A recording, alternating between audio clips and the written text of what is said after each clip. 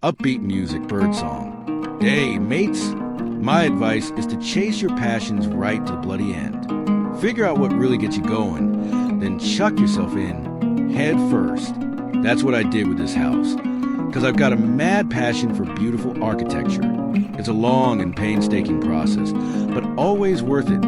Fair dinkum. Over the past 2.5 years, the ripper success of our channel has taken us to some of the most bonza properties in the States and around the globe. But today's tour is fair dinkum different to anything we've ever done before. The house right behind me, also known as the Sheets Goldstein residence, was designed by world-renowned architect John Lautner, and it's definitely one of the most iconic properties on the planet. No worries. This house isn't currently up for grabs, but thanks to its owner, James Goldstein, we've got the opportunity to give the world a full tour of this one-of-a-kind property. So, let's get this show on the road, shall we? Light, upbeat music. I'm James Goldstein, the owner of this gaff, reporter. When the playoffs kick off, the NBA and their partners will once again be flogging the league's most recognizable stars. But there's another mug you'll be seeing throughout the playoffs. It's always framed by a rock star haircut and a snakeskin hat, and it belongs to a bloke named Jim Goldstein, who's become a bit of a fixture in the front row seats at the biggest games. I'm getting a bit knackered just from answering questions. Upbeat music. I grew up in Milwaukee and was deeply influenced by Frank Lloyd Wright's designs. I knew I wanted a modern house. I knew I wanted city views. I was searching for a house for 2 years before I found the right one, because I was never going to settle for second best. As soon as I walked in the house I now own, I knew it was the one. No worries, upbeat music. As you arrive, you cop an eyeful of the small slice of this extraordinary estate. Here we have the covered parking area. This is the owner's 1961 Rolls-Royce Silver Cloud 2, a beaut of a car. And it's actually the car he drives every day. So, if you see this car around Beverly Hills or Los Angeles, it's him at the wheel. They're rebuilding the driveway at the moment. So, there's a bit of construction going on here. But I want to take everyone along the walkway that leads to the main house. I'm loving these raw concrete walls around us with the vertical and horizontal lines. If you have a squiz at this side, you can see all those triangular openings that we'll be seeing throughout the property. Mikey, get a close-up here. This is an abstract sculpture of John Lautner, the architect of this ripper estate, who designed the house in '63. Then in '72, the current owner copped the property. There's a super interesting story that I'll tell later in the video. No worries. Carry on with our tour. We have this long walkway that leads straight to the main house. Following this walkway, we have the first gate. Again, opening straight to the koi pond that will have a squiz and a sec. We have a door right here. Opening to another hallway where we've got a change of room for all the photo shoots that go on in this house. A small loop back to the walkway. I mean, have a butcher's at the landscaping here. Mikey, it's unreal. Feels like we're walking into a jungle. We have a walkway that leads to the first koi pond and to the main entrance of the house. Talking about glass walls, I mean, you can see straight to the whole house, which is just amazing. Fair dinkum. Mikey, come along these glass steps. You can see the koi fish here, even turtles too. It's absolutely stunning. You've got a man-made lake on your right-hand side. Talking about a peaceful entrance, I mean, this is it. Now, I want to take everyone over here. This is the main door of the house, and it leads straight to the living room area. This is definitely one of the most impressive spaces in this bonza estate. Next to the entrance, we have this built-in seating area. Keep it on here. Before we talk about the formal living room, I want to get everyone's attention over here. Your koi pond actually goes into your living room, which is just unreal. Even your man-made lake. So that way you get the perfect indoor-outdoor continuation. No worries. Now, back over here, this is the iconic living room seating area. In my opinion, this is the most beautiful living room in the whole city. I love the way they've got the built-in seating. It really carries that concrete theme, and all the furniture that you blokes are seeing, it was designed by John Lautner himself. There are a few architectural details I want to mention. First off, that ripper roof line with the clear story windows right above it. Sleek design, letting in natural light into the space. Right above us, we have that concrete beam ceiling detail with triangles.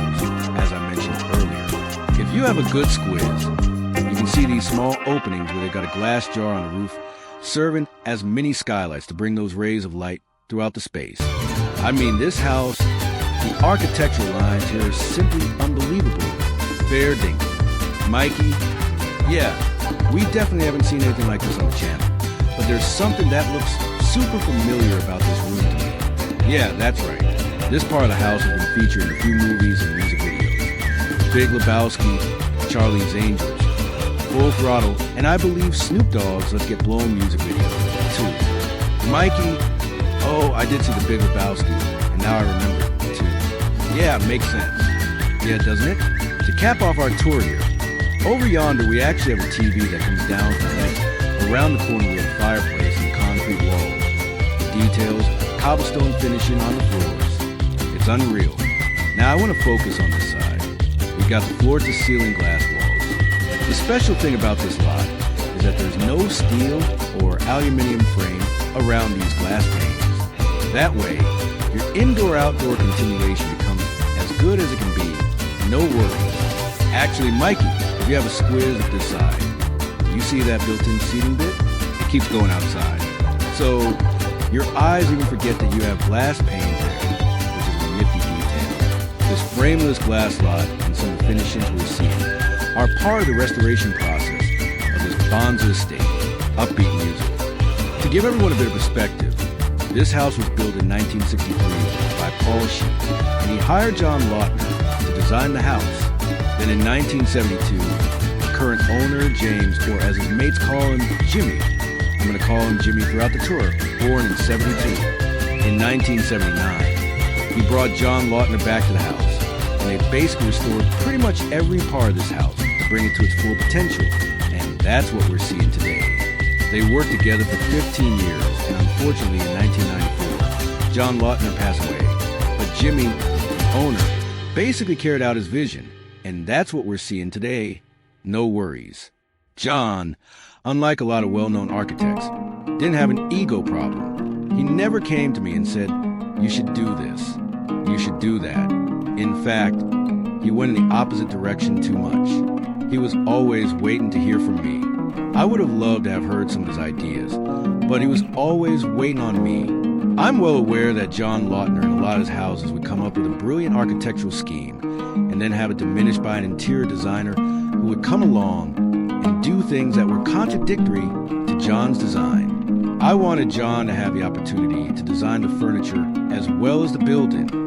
The house, as brilliantly designed as it was a mess when I bought it.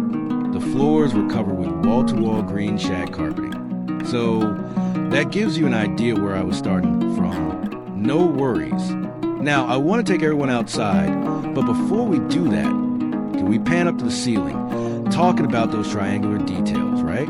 Have a squiz of the hardware they use to connect the glass panes to the ceiling. Triangles. Have a squiz at this frameless glass door with this triangular handle. It's unreal, right? It leads us straight outside, same cobblestone flooring that we saw on the inside. They've got out here in this ripper backyard area, too, talking about an iconic roof line. This is it.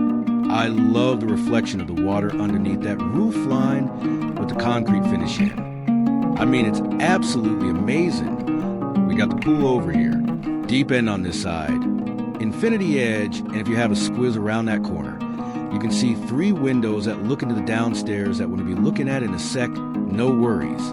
That's another iconic detail right there. Mikey, yeah, now Mikey, show everyone the ripper views as property cops. This patio extends outwards, and a lot of you might recognize this angle, because this house is used for photo shoots, magazine articles, videos all the time, and it's a very iconic moment in this ripper estate. And frankly, it's no surprise, because I have a butcher's at the views here. I mean, you got downtown Los Angeles, Century City, Wilshire Corridor, all the way to the Pacific. This is extraordinary. Fair dinkum. I mean, the views that this property cops throughout are simply breathtaking.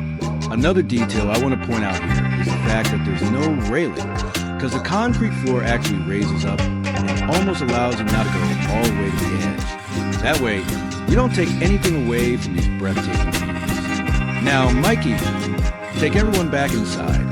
we can actually have a squiz with the exterior facade. I mean, I'm loving that roof line, and again, those glass walls, that indoor-outdoor continuation. No worries. Now, before we take everyone to the kitchen and the dining area, I want to talk about some photos here. Jimmy, the owner, is famous for going to NBA games, fashion shows, and let's just say he knows a lot of people.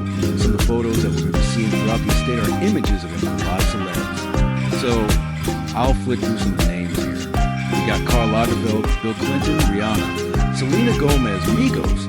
This is one of my favorite pictures. Kate Moss, Kanye West, Snoop Dogg, Jamie Foxx.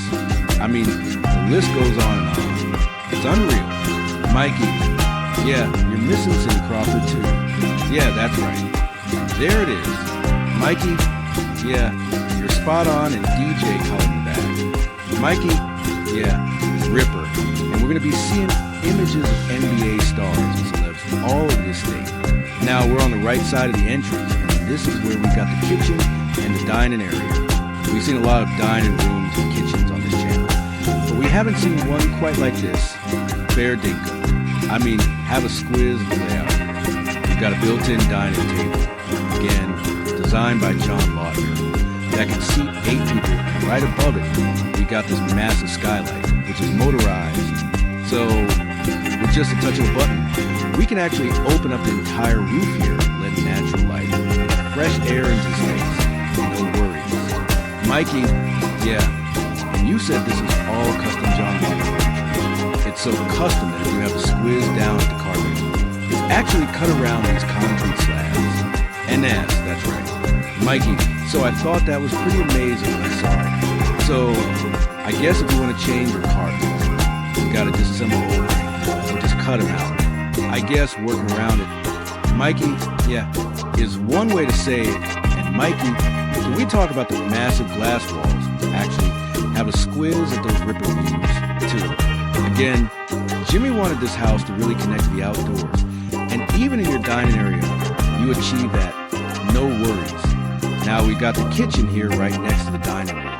We got a built bar area over yonder with a concrete countertop. And I'm loving the bar seating here, because they brought that stainless steel and that concrete texture mosaic that we're seeing throughout the estate. Actually, you can see the same concrete texture on this wall.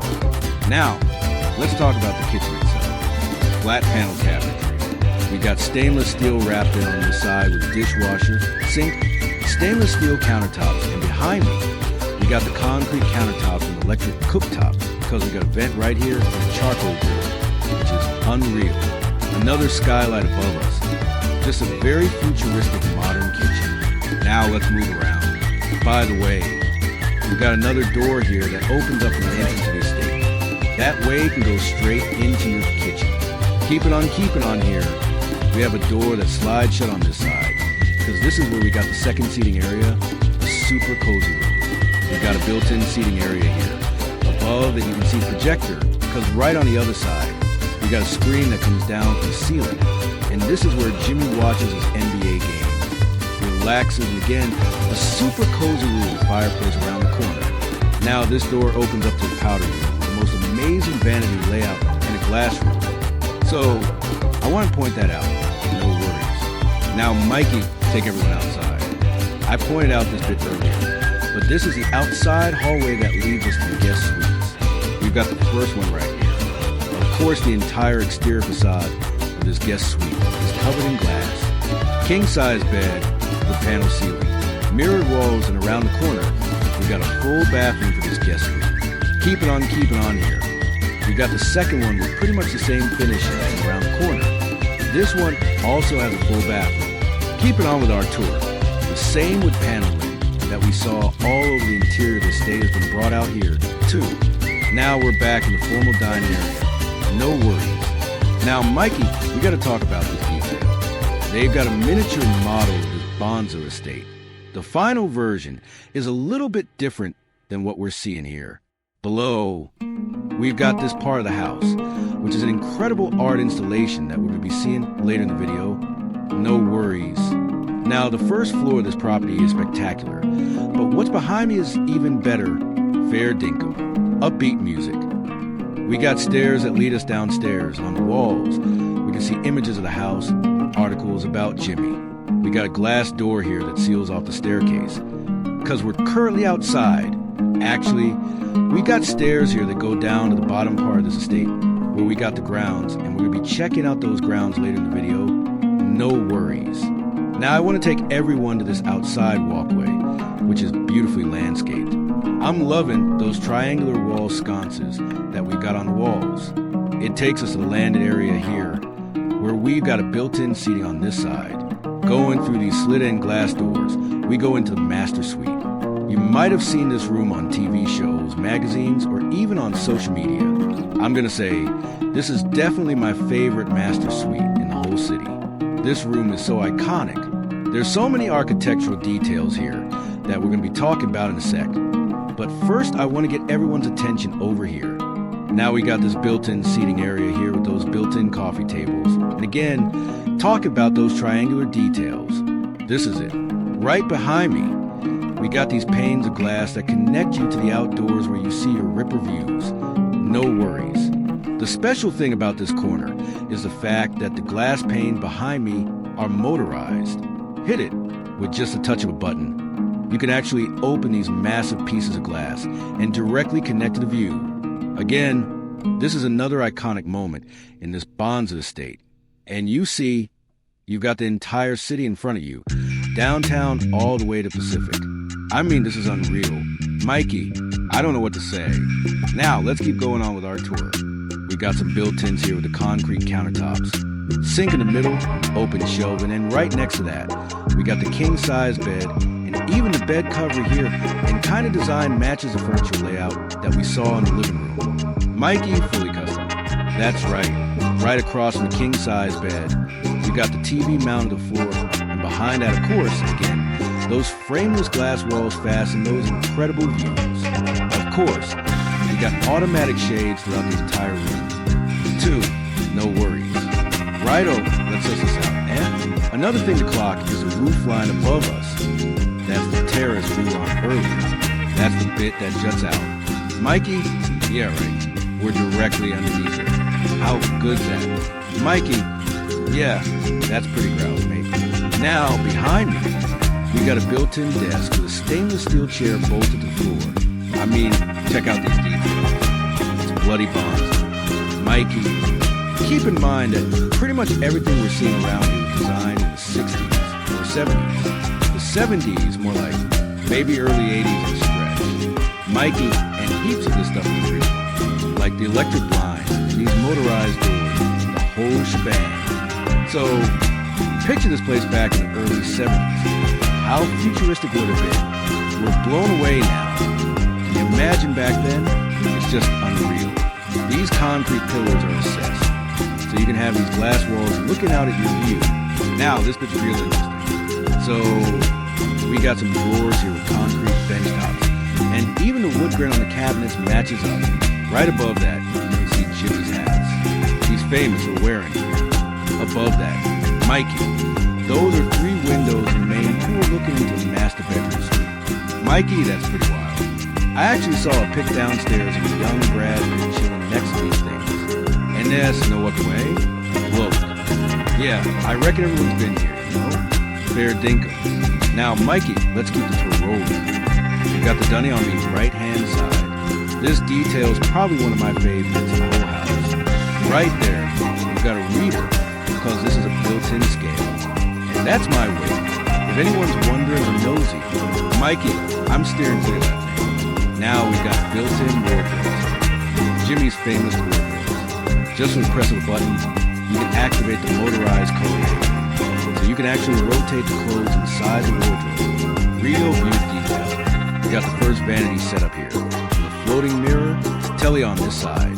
What's behind me or now in front of me, it might just be one of the most unique architectural details in this house. This glass vanity designed with the texture, and even the side mirror is so futuristic.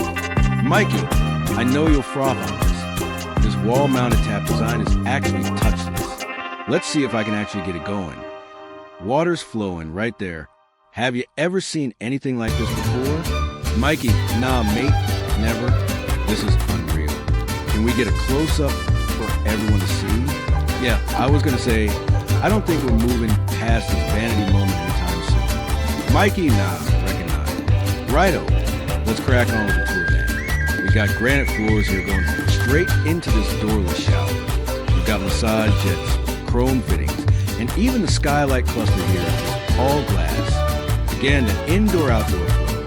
And you've got an outdoor shower around the corner. Another detail, Mikey, I want to point out, throughout the whole house, there's no plastic, not a single painted surface anywhere. Every internal cladding is raw. The concrete's raw. You've got steel, then you've got timber.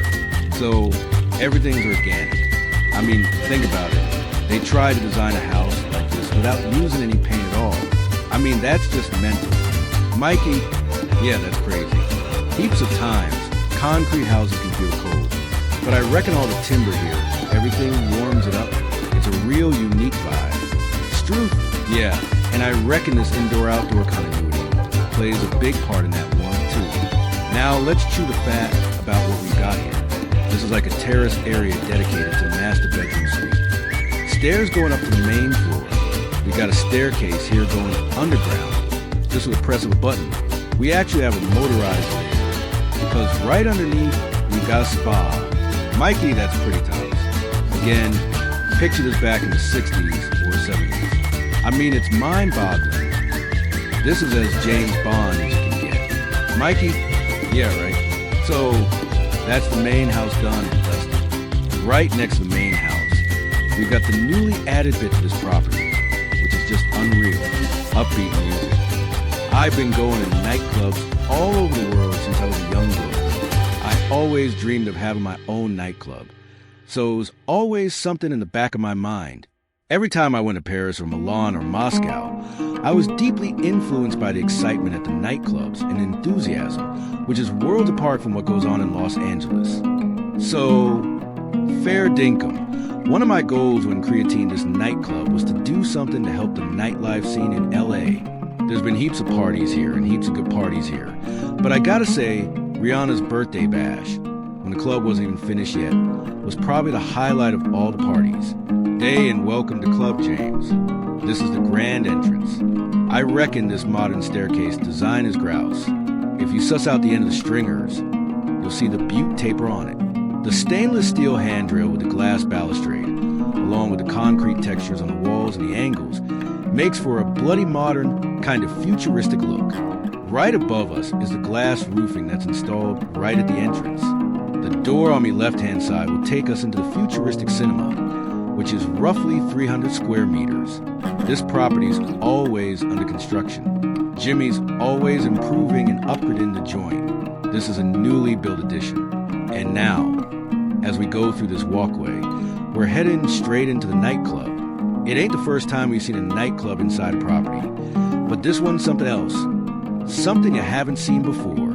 This structure, a newly built bit right next to the main house, has about 530 square meters of interior space, and the bulk of that is this ripper of a nightclub. Here, we've got an area that's designed like a dance floor with stainless steel flooring, built-in seating. Again, we're seeing a fair few triangular angles throughout the design. And of course, the glass walls looking out at the amazing city views.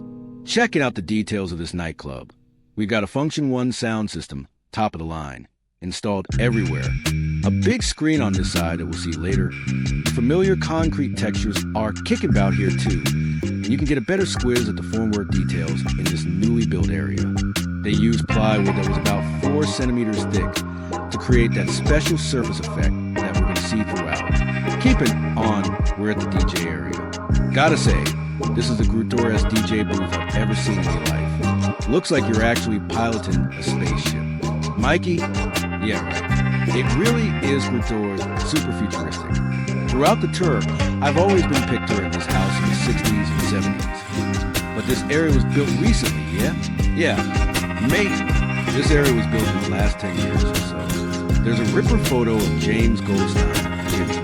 I reckon we should point that out. And keeping on with the tour, I also want to mention Mikey building a space like this over 10 years.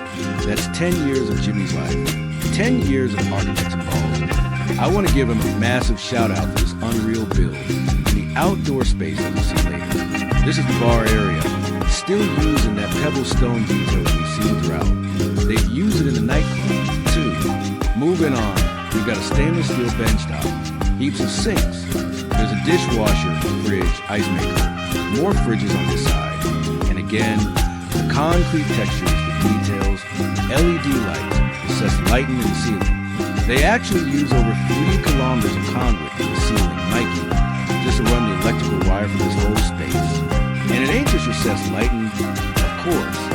There's nightclub lighting and mesh lighting and all that couture stuff. Imagine this place at night with all the lights on, music cranking, everyone partying, and you're looking at the dazzling city, how bloody growls. Mikey, bloody unreal. We've seen a couple of vids before. Even the celebs are saying this is the Futuristic nightclub they've ever been to. Struth? Yeah. Mikey? Yeah, right. Lastly, we got that massive screen. We're actually going to go through that glass door later. But first, I want to take everyone over here.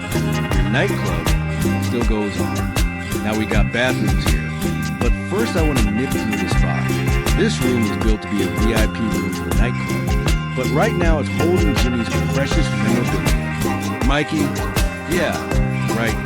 We're seeing heaps of photos of all the magazine articles. Info about the house. Seems like there's been a fair bit written about it over the years. I mean, the celebs on this side, Pharrell, David Beckham. Those are the first faces. Kanye West, Drake. It's unreal.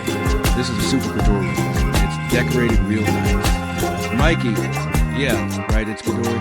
Now, let's take everyone outside, Mikey, so we can suss out the bathrooms here. It's built like a nightclub, too. Even your bathrooms are grouse and airy, tiled everywhere. We've got 2 basins here. The first toilet stall on the side, and the second toilet stall at the end of the hallway. Now, let's head back to the nightclub, Mikey, so we can take everyone for a quick squiz at the views. Not quite outside yet, because we got a chill-out area where you can go downstairs. But first I want to open this door so we can suss out the rest of the offices and Jimmy's office, which is bloody good door. Starting right here. On the right-hand side, we got the admin office. There are built-in desks here, and the concrete walls and ceilings keep on. Struth. Even these floating desks are made out of concrete, and the whole room's chockers with photos and memorabilia of Jimmy, along with articles about the house. It's good. We've got a scale model of the newly built addition. Right now, we finished the whole area, including the backyard area with the pool, which we'll see later. And I reckon, Mikey, this is the futuristic cinema, and I guess that's some kind of tennis pavilion that they're hoping to build in the future. All in all, another couture room. And Mikey, let's show everyone this detail. We got clear story windows, because right behind this wall, we got Jimmy's office, looking out at the unreal view. Struth. Why don't we take everyone back to the entrance and shoot a fat about Jimmy's unreal office? A room like this really inspired me, because I have a squiz at this space. Who wouldn't want to work here? We've got a whole glass system here. Struth, to highlight the view, they even use a glass roof design, and they use these triangular supports to hold that system. So it feels like, I keep saying spaceship, but it feels like you're in a spaceship and you're floating above the city. It's unreal. I mean, check out the roof lines above us with the concrete texture. And we got a built-in floating desk here, made out of concrete, of course. And we've even got a lower bit here made out of stainless steel. This room shows Jimmy's passion for basketball. Jimmy's really into fashion, architecture, and basketball. And here you can see pictures of all the NBA players. This is a real special photo for Jimmy, because he's holding the championship trophy of the 1995 Houston Rockets. Couture, yeah? Mikey bloody retarded. Blokes always say Jimmy backs the underdog. And the Rockets won that year, while the Bulls were dominant in. Michael Jordan took the year off to play baseball that year, and the Rockets won. I reckon that's satisfying for him. And I also want to say this to everyone. Jimmy's got a super couture Instagram account. He's posting pics all the time. I'm a follower too. We'll chuck his Instagram in the description. Make sure you give him a follow. Suss it out. He's got a real couture life. Mikey? Yeah, right. Now, Mikey, I want to take you over to this side. This bit's grouse too. This is Jimmy's dog, Natasha. Jimmy bought this house for his dog. So his dog had a place to run around. Check out how that story's evolved over the years. And this house has become Jimmy's life mission. It's Krutoi. Now, Mikey, before we go over there, have a squiz at that photo over there. I just clocked it. That's Kobe Bryant in the courtyard corner of the main house. Mikey, a young Kobe, that's grouse. Unreal. Now, Mikey, let's take everyone back to the view again. I mean, you got the whole city in front of you. But the Krutoi thing about this space is the outdoor terrace area right below us. Soft, upbeat music. Righto, everyone. Let's go check out the outdoor terrace area. This area of the house has just been finished, and we're one of the first blokes to get access and get a chance to film here. It's Krutoi. This area of the house really makes the most of the unreal view. We got the pool on the right-hand side. But first I want to kick off the tour here.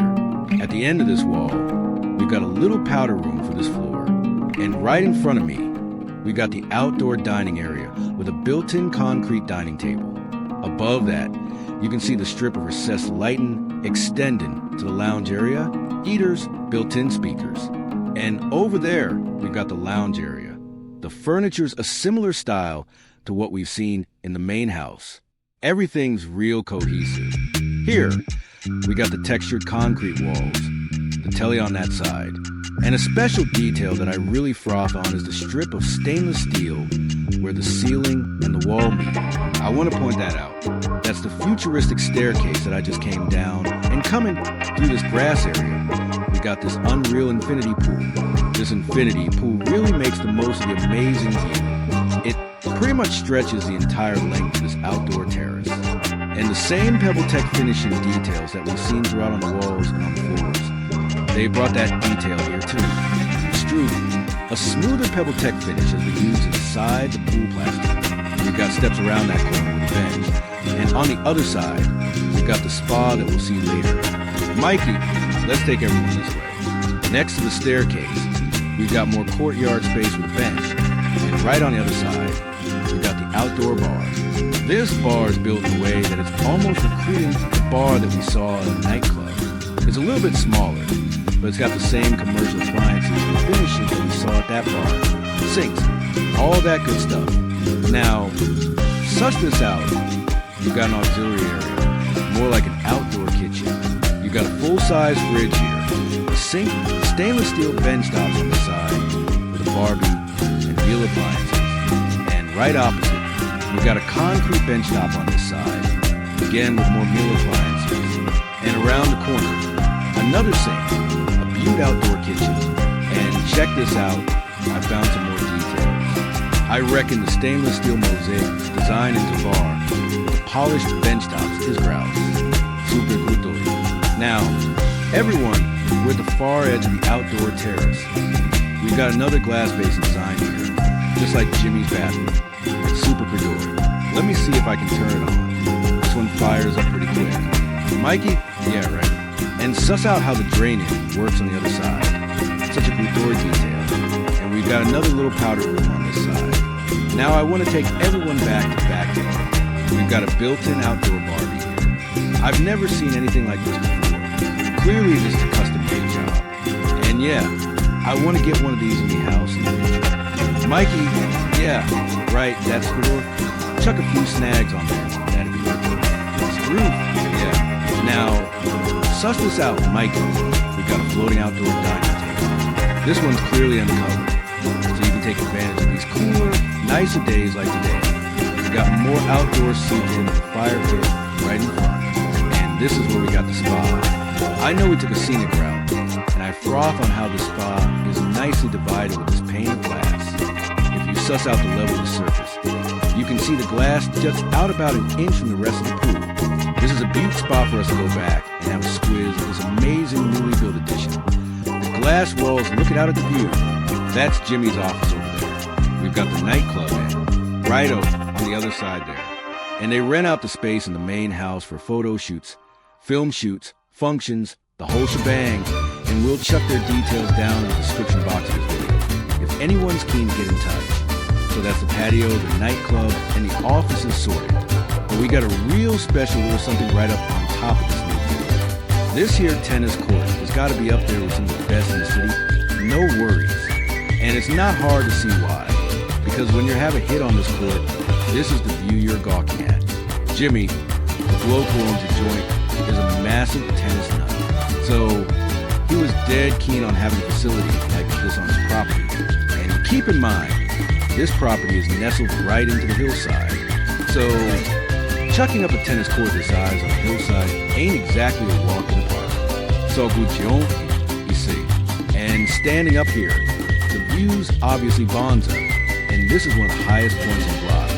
You really get a fair dinkum sense of scale of the whole property and the surrounding landscape. The trees, the lush greenery, the whole kit and caboodle. Just to give everyone a bit of an idea, we've got the main house right in front of us, which is about 420 square meters. Down below us, we've got the offices and nightclub, which is about 530 square meters. And you've got this tennis court, which is 560 square meters. And by the by, this is a grouse space for chucking a party, having a shindig, because again, you're looking out to some ripper views. One other thing I want to point out, throughout the tour, we clocked some bonds and landscaping around the bedroom, outdoor patio, and this whole shebang sits on nearly 2 hectares of land. So we got heaps of outdoor space, and it's all been landscaped dead beautifully.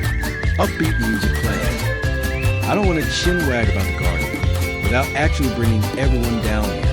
Even though I'm decked out in a suit, I'm not fussed. The garden on this property is something special. It proper feels like we're in Bali or smack bang in the middle of a tropical rainforest. And like I mentioned earlier, this house or this property sits on nearly 2 hectares of land. So you got all this outdoor surface area that's been landscaped beautifully. Heaps of walkways taking you through the garden. And everywhere you look, you see some grouse trees, palm trees, greenery, and you even cop a few bits of artwork scattered throughout the garden. On top of all that, there are areas that have been leveled out where you got benches, so you can have a seat, chill out, and soak in those grouse views. Personally, this is one of my favorite spots in the garden. This leveled out area with the soft grass, the trees behind us, and you got these benches to sit down, chill out, cop those spectacular views. I mean, what a spot to have your morning cuppa, your morning yoga sesh, and completely disconnect from the rest of the house. Just have a bit of privacy out here. The garden on this property is absolutely unreal, and the amount of time, dosh, and resources that have gone into maintaining and developing the landscaping here is truly incredible. I take my hat off to Jimmy. Now, the final bit of this tour is actually down below us, and it's not like anything we've ever clapped eyes on before on this channel.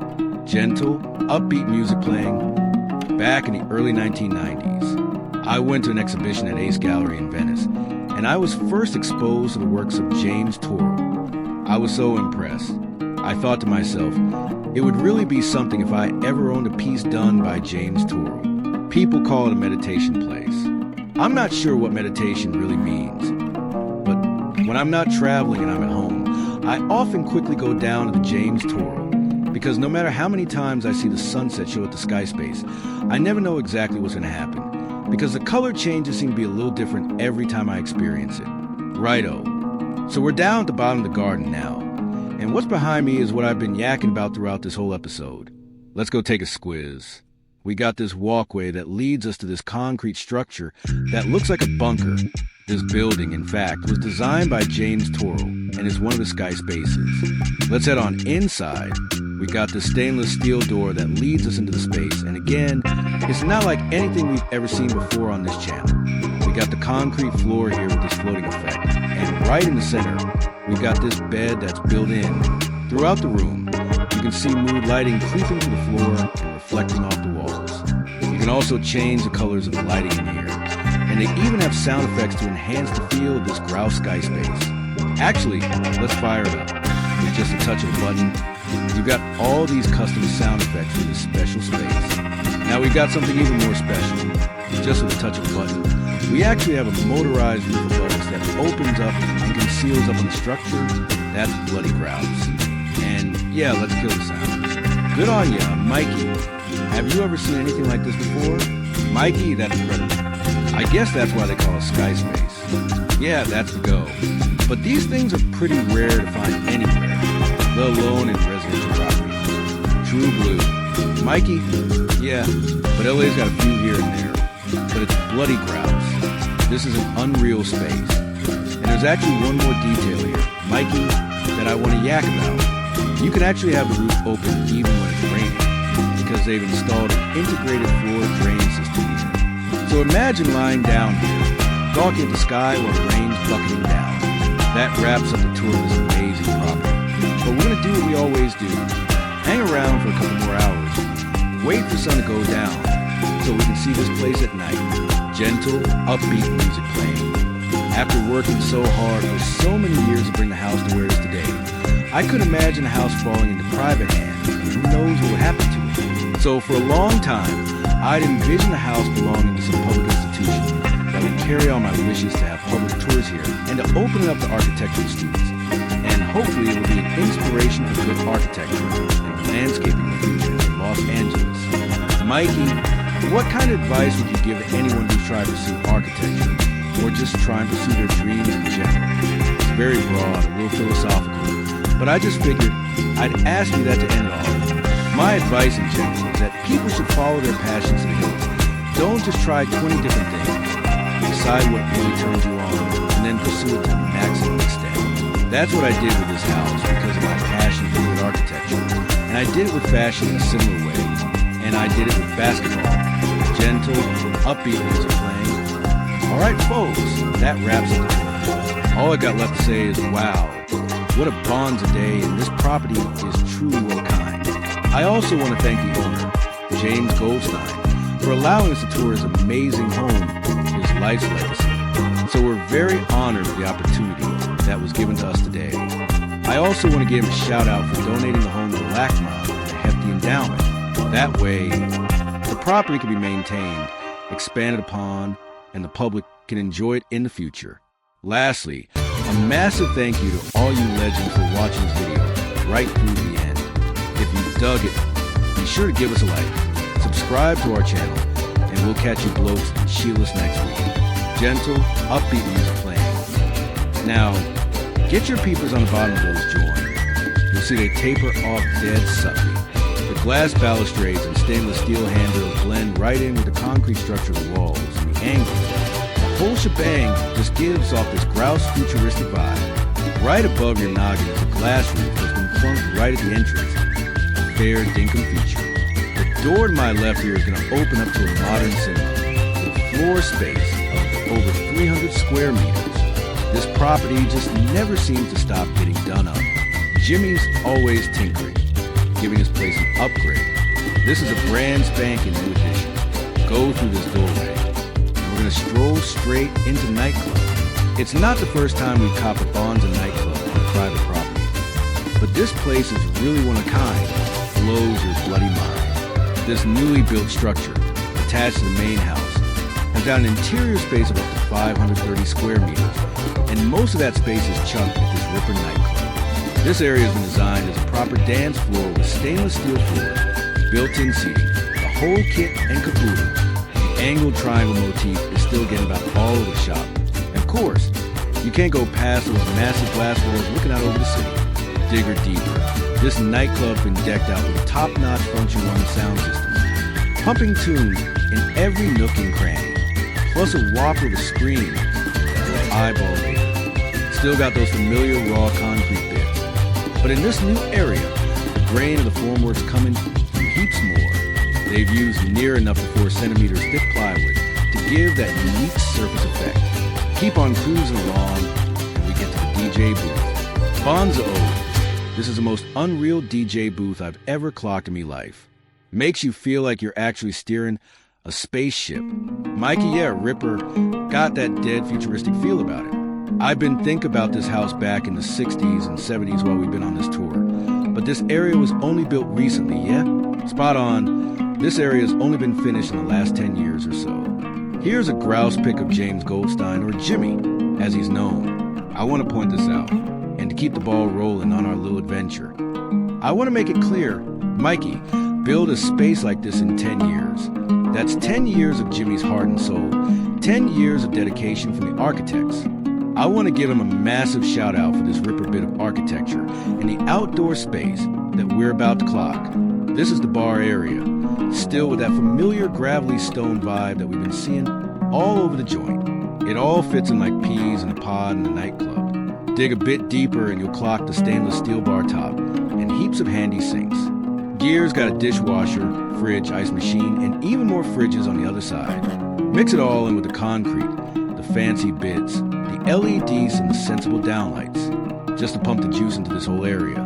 Mikey, would you believe they chucked in over 3 kilometers of electrical conduit just on the roof? Not just downlights, but proper nightclub lights, mesh lights, and heaps more grouse lighting effects. Just picture the scene when the sun goes down. The lights are pumping, the music's loud, and everyone's moving and grooving. With their peepers peeled on the shimmering city, a fair dinkum once-in-a-lifetime experience. Mikey, that's unbelievable. I've seen a few videos before, and even celebs have said this is a grouse nightclub they've ever rocked up to. Spot on. Mikey? Yeah, right. Lastly, we're gonna head to that monster screen. Actually, we'll go through that glass door later. But first, I want to point out this area. The nightclub's still rolling on. Here's the dunny area. But before we head in there, I want to have a squiz at this room. It was chucked up as a VIP room for the nightclub, but now it's used for displaying Jimmy's priceless bits and bobs. Mikey? Yeah, heaps of pics of him, magazine articles, info about the house. Looks like he's been in the media quite a bit over the years. I mean, Pharrell, David Beckham, Kanye West, Drake. That's grouse. This is a grouse room, and it's been decorated beautifully. Mikey? Yeah, dead grouse. Righto, Mikey, let's give everyone a look at the dunny area. It's been done up like a proper nightclub. Even the toilets have been done open plan style, all luxurious stone. There's 2 sinks. The first cubicle's on this side, and the second one's down the end of the corridor.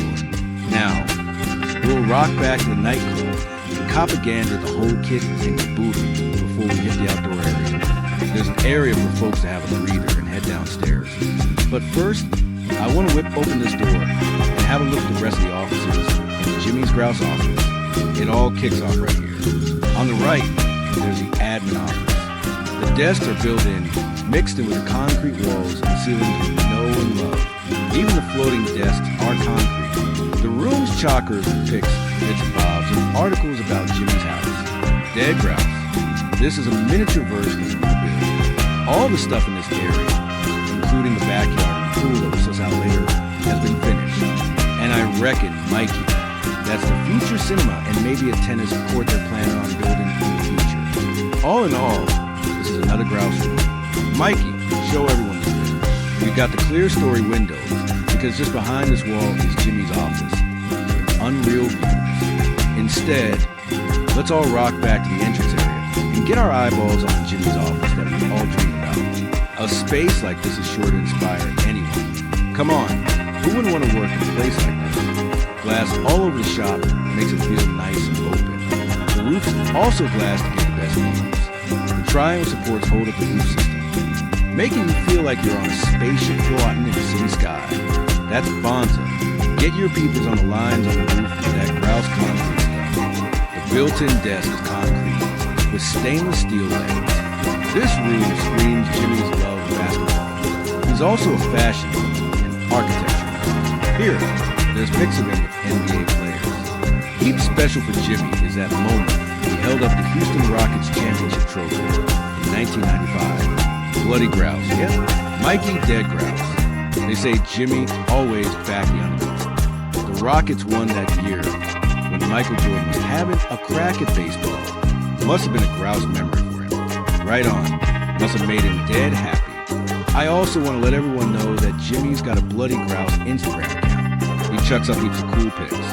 I'm following him myself. We'll chuck his Instagram link in the description below. Make sure you follow him and check out his grouse life. Mikey, yeah, oath. Righto, Mikey, I'm going to take you to another area. This place is something else. This is Natasha, Jimmy's pooch. We got this house for Natasha, so the dog could have a run around and play.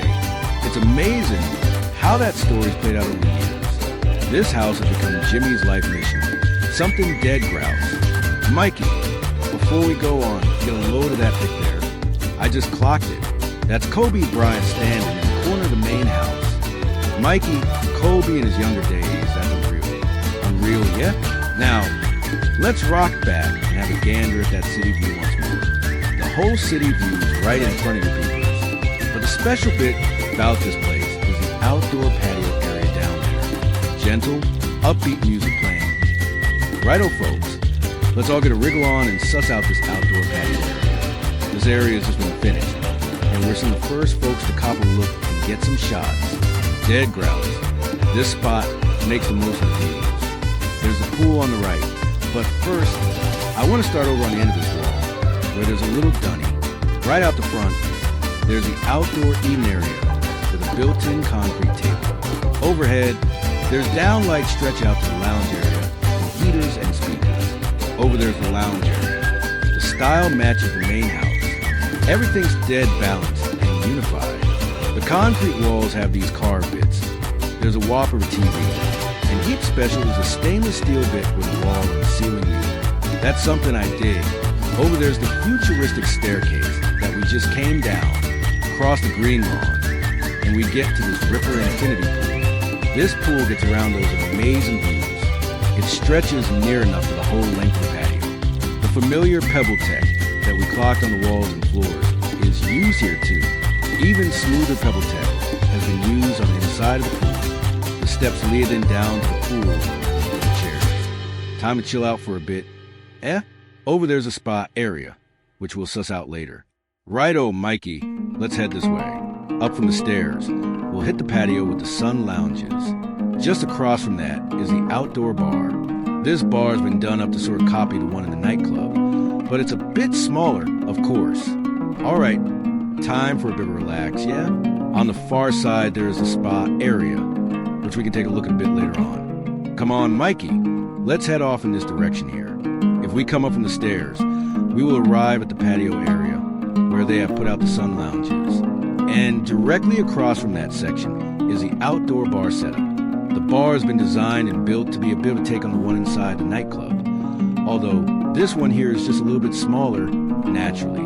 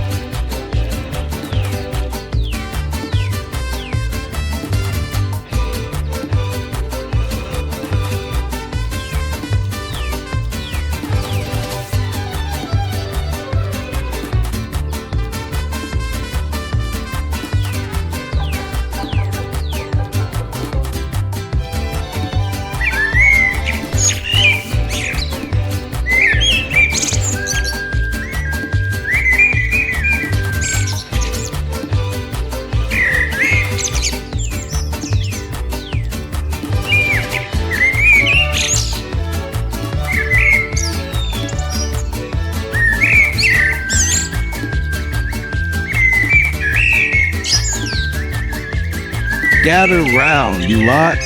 Sue's the name, and welcome to me little place here in Shropshire. Let's have a bit of a sticky beat, shall we?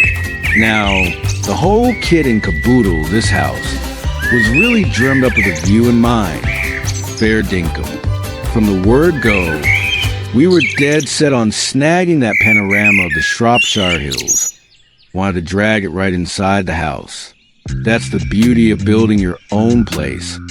See, you can whack together spaces that actually work for you.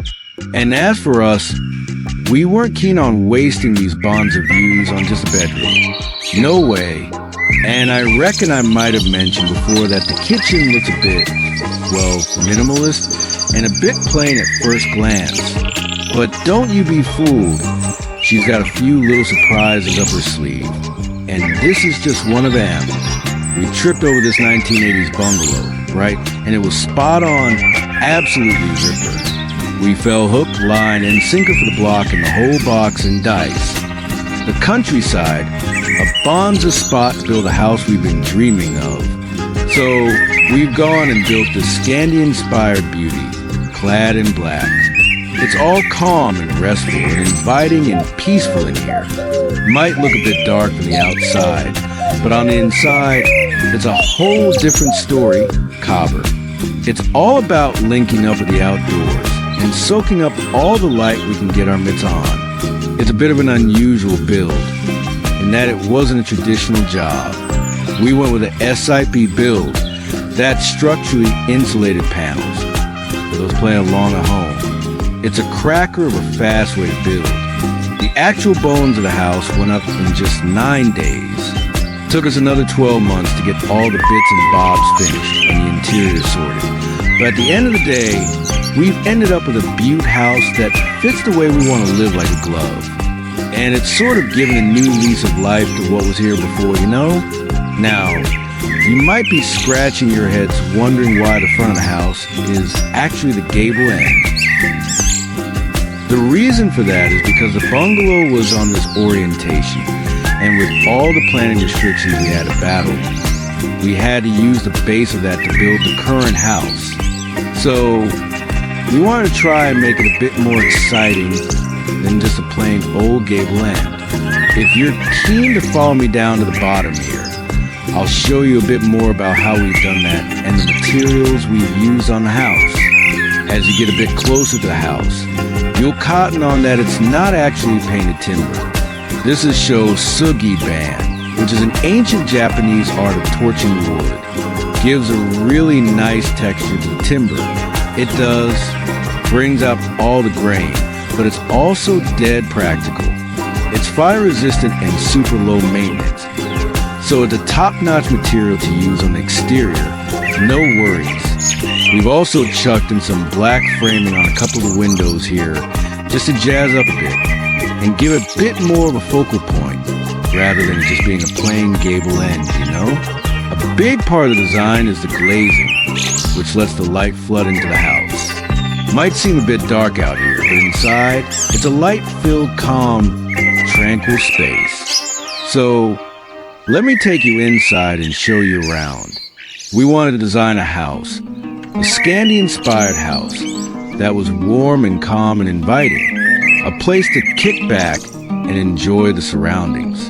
And for us, it's all about the surroundings and that connection with the outdoors here, Dinky D. So, we got light-filled spaces everywhere throughout the house. Every room's got a view, and it's about linking up and blurring those lines between outside and inside. As we go through the house, you'll notice that there are heaps of spaces that are light-filled and bright. We wanted to keep this through view and not block it in any way. So, instead of going for a solid door, we've gone with a criddle-style door, which is grouse as levels down, which was a bit of a pain before. But instead of blocking the view, we've still got that through view. So we're constantly keeping that connection with the outdoors all the time. And if we don't want it closed, it just sits open there. We barely even notice it. I love the fact that we've gone with the criddle style, which really fits in well with all the other windows we got here. And throughout the house, you'll cop that we got little nods to that black from the exterior, with little accents here and there. And obviously, the criddle door is one of those. Another one of those details is the black spindles on the stairs. And I just want to take a sec to tell you about the stairs. So, we went with black spindles, which again is a nod to the black cladding and all the other black accents we got in the house. These stairs were a real labor of love. Let me tell you, it was dead hard to get anyone who'd make them for us. We knew exactly what we wanted. I didn't want to go for anything too modern or too overcomplicated in this area. I knew I wanted something that was a classic style that would last. With that in mind, We eventually found someone who'd take on the job, a wonderful joiner who did all this for us. It was a bit of a collaboration, really. The main stairs were MDF. Our lovely joiner came in and did the rest of the work for us, which involved him forming this butte curved handrail, oak handrail, and the spindles and the treads.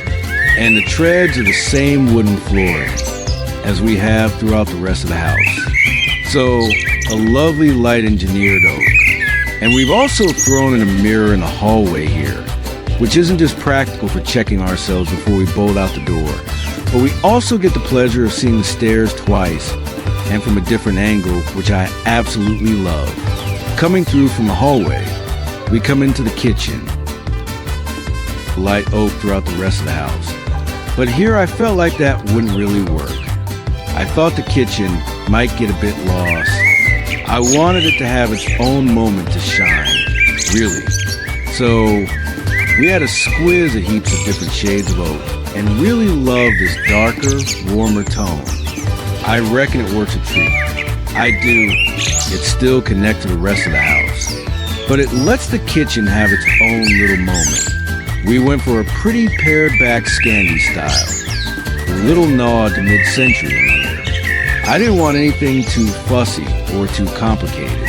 And at first glance, it might look a bit plain and pared back, but there are a few little surprises in here, which I'll obviously walk you through in a bit. Top of the list was an island, a large island with heaps of workspace. We had spent 4 years living in the bungalow, and we had just a tiny little kitchen with no workspace and 2 little rings. So it was an absolute dream to have something as big as this.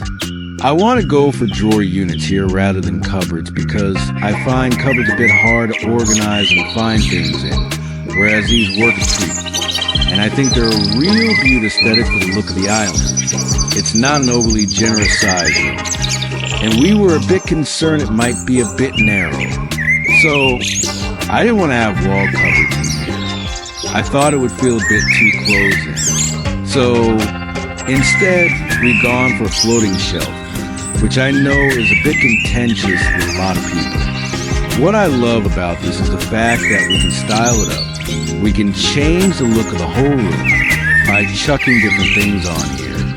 I've got things like a little pestle and mortar, which used to be my grandmother's, which I love having out, a vintage Denby teapot, heaps of other bits and pieces. It's also practical, too, because I have the cups and teapot here all ready to use with the hot water tap. This was something that was on the list, too. It's a space. Don't have to have a kettle. So having my little teapot here is brilliant because it's all ready to make cups of tea. Another thing that was really important in the kitchen was the lighting. Not a big fan of spotlights. We had heaps of spotlights in our last home, and I've always regretted it because we never have them on. So we went with these wall lights, which I always get asked a lot about on my Instagram. These were really one of the things that inspired the kitchen. I love the angle of them. And again, we've gone with a warm brass tone on these, which matches a treat with the tap, as well as the wall lights. We've got lighting under the floating shelf. When it came to lighting the island, I really didn't want to go for anything that was too bulky or too in the eye line. At the end of the day, it's all about keeping these views out into the garden. So we've gone with a linear light, which this particular light is a beauty. It has various different settings on it, so we can have it warm or cool. It really is a grouse way to light the area without taking away from what is a star to show, and that's the outside again. So on this side of the island, a bit different to the other where we went with drawers, we've gone with cupboards here throughout the whole of the kitchen. I really didn't want to have handles as such, and I didn't want to handle this kitchen, which I thought would possibly look a bit too modern. The kitchen company that we worked with, Anthony Lewis, who were a brilliant kitchen company and spent a lot of time on the little details, they came up with these really grouse pull handles and they just literally just disappear into the design of the kitchen. Really part of the design of the kitchen. Like, we followed those through onto the back wall here with the same pull handles. And I think I mentioned before that at first glance, the kitchen does look a bit pared back and plain. Surprises. And this is one of them. So, this is one of my favorite features in the kitchen. And that's our hidden breakfast cupboard, which has this amazing fold back door that completely sits back into the carcass and leaves it all open ready to use. There's one more little surprise with this wall. Behind here hides our utility, and we really do want to break up the space with a door. So we came up with this design where, for all intents and purposes, it just looks like a bang of cupboards here. But this particular cupboard is a secret door through to the utility. So this is our utility/boot room. It's a utility and boot room. It's only a very small space, but we've managed to pack everything in that we need to. We've got a washer dryer and space for our muddy boots when we come in from the garden. It does what it says on the tin, really. Coming back out of utility into the kitchen. Something I didn't mention earlier was the flooring that we've used throughout the house. In the kitchen and the entrance, we've gone for a large format porcelain tile, which is a beauty practical, particularly living in the countryside. We can come in, we can keep it clean, we can wash it, mop it. Same with the kitchen. We wanted something that was practical here and in the utility, in the living spaces. We wanted to go for something that was a bit warmer and more natural. We've gone with a wide board engineered oak, which works a treat with the underfloor heating that we have on the ground level. Rather than going for a normal oak board, we've actually had these whitewashed. We worked with a company called WFA Flooring, and they were grouse, offering a bespoke service to have the color that we wanted. Our experience of oak boards in our last home was that they started to yellow quite a bit with too much light on them. And obviously, this is a very light space here. Having the whitewash through them keeps them nice and light and prevents all that yellowing that can happen. The dining area is pretty minimal. It's basically just a dining table and the chairs, which is all you want when you've got people here. It's all about the company, isn't it? It's right next to the kitchen. So, if I'm cooking, I can still be here listening to the conversation and being part of it. I love to mix old and new, and we've done it a lot throughout the house. We got these vintage Urquhart chairs, which sit a treat with these classic wishbone chairs. At the moment, we've just got this set up for 6, but this is an extending table. So, when we have family and friends, we can seat up to 12 people here. It's a ripper social space. From the dining room, we come into the living area. This is a space that we spend most of our evenings. We wanted to have a really cozy feel in here. Somewhere that we felt that we could relax at the end of the day. One of the main features in here is the hearth and the fireplace. When we were doing the build, we asked the builder whether he'd be keen on trying to do this for us. He'd never done one before and was happy to take it on. In hindsight, probably should have formed it in situ, but he didn't. He built it and then offered it up. As they were bringing it in and putting it in place, disaster struck and it cracked. The builder, being the builder, had plenty to get on with. So it was left to us to try and repair it and sort it. I took on the challenge and spent many days sanding and polishing, and you wouldn't even know that there was a crack there. It worked out fine in the end. What I do love about this hearth is that it's not that perfect piece of concrete. It's not beautifully polished. It's got detail. It's got flaws. It's also got a story, which is a ripper. We absolutely love it. We're not precious about it all. We wanted to keep a nice, cozy feel in here. We've chucked in heaps of soft textiles and layering, including the rug. which not only breaks up the space, but also anchors the furniture here and helps us own the area. Something else that we've introduced into this room to give it some character is the paneling. There are so many butte types of paneling around, but I want to go for something that was more in keeping with that Scandi feel. So we've gone for a wide shiplap paneling here. I reckon it really helps to add depth and interest to the room, but without making it too fussy. Little touches like the shelf. Again, we can have our personal items on there. It's a grouse way to style things up. You can change the feel of the room with soft furnishings. In the autumn, we might have these sorts of colors and tones, but in the summer, we might lighten that up with some greens. I reckon having that neutral palette really helps when you want to inject some freshness. Lastly, on the ground floor, there's just one more room to show you. This is a room that we designed as a flexible space. Really, initially, we thought it would be grouse to future-proof ourselves and have a room that we could have as a bedroom and a shower room, which is adjacent to it, if ever we needed ground floor living. Of course, we're not actually at that stage yet, thank goodness. So, in the meantime, we're using this as our little breakout space. We have yoga in here. We do our workouts in here.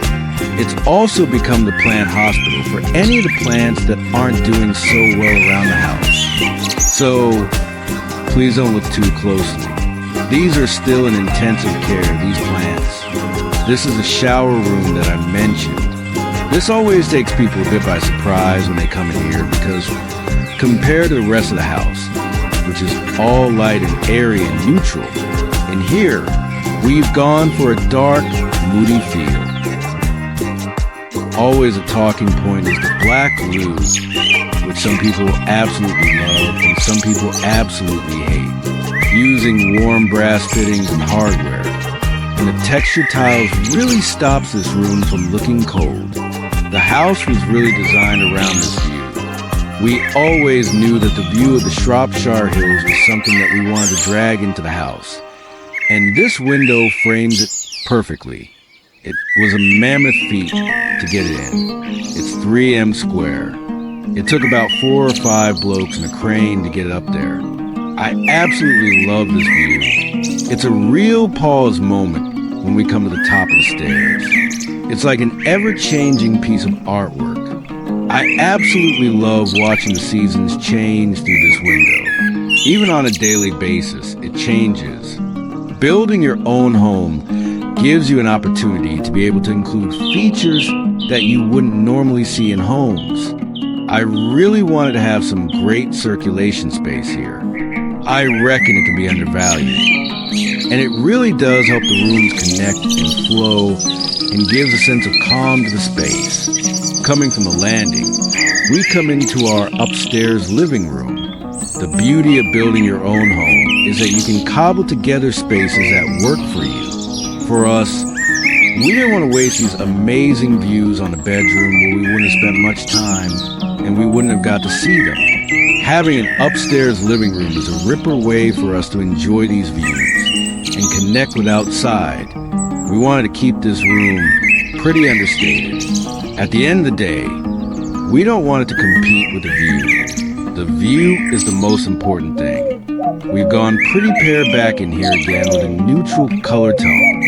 We've chucked in some nice soft furnishings and some layering. We've also managed to add a small balcony, which is a ripper little space. It's a grouse place to sit and have a cup in the mornings or a cheeky GNT in the evenings. And we can just sit and enjoy the views. Guest room. And we want to create a welcoming and relaxing environment in here. These rooms are all at the back of the house. So we have dormer windows, floor-to-ceiling dormer windows. Again, every space has that view out somewhere. It's also created this slope in the ceiling, which I reckon really adds some character. Along with that, we've also got the glulam beam, which runs throughout the whole of the side of the house as well. This beam is actually a structural beam. is part of the SIP's roof. So, rather than hiding it away, we really wanted to let it have its moment to shine. I reckon it really adds some character and depth to this room. Another way of adding character, which you often need in a new build, is the paneling. This is just an MDF paneling that we had routed out. I always get asked on Instagram what color this wall is. This is Slate Lime Deep from Little Green Paint Company. This bed is another thing that I always get asked about a lot on my Instagram account. It's pretty old actually, but I do love it. It's a really nice linen textured headboard. Following through with that to create that nice coziness environment in here. We've used heaps of textures, soft textiles, wools, cottons, linens, and a really nice bed throw. This bed throw is gorgeous. It's from house number 9 and it's a beauty. Again, we got all the engineered oak flooring throughout the whole of the upstairs, but we've softened that by using sheepskins and hides.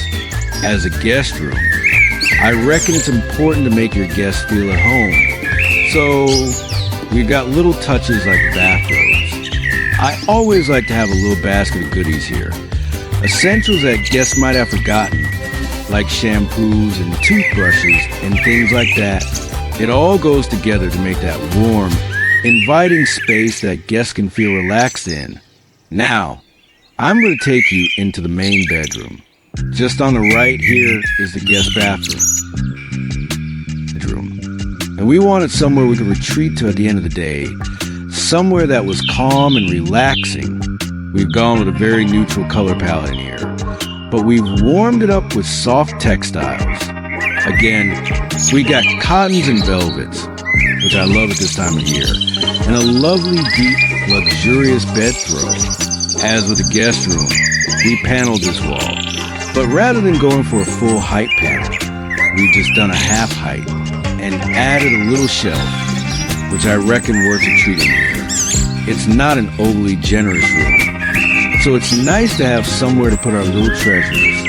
Again, it's a beauty for styling up and adding seasonal touches. So, if we want to change it up for the spring or summer or autumn, we can always just change things and move things around. We don't have a lot of space for a large bedside table here, and I didn't want to clutter the space up with table lamps. So instead, I went with these lovely drop pendant lights, which give a really nice glow.